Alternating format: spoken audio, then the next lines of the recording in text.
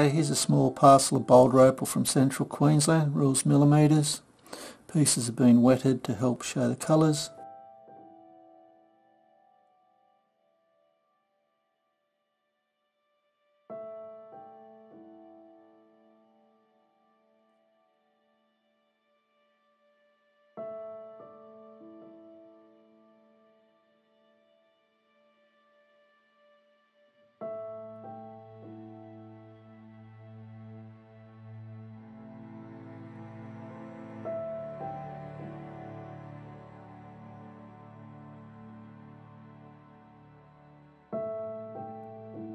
It's a piece of Koroit, nice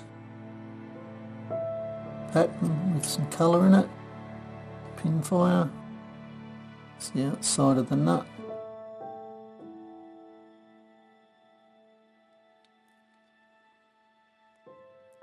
Little blue stone.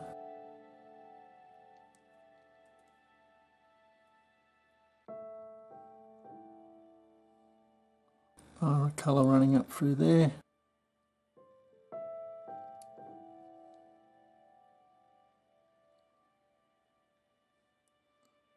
Black some permanent marker that's been drawn on there to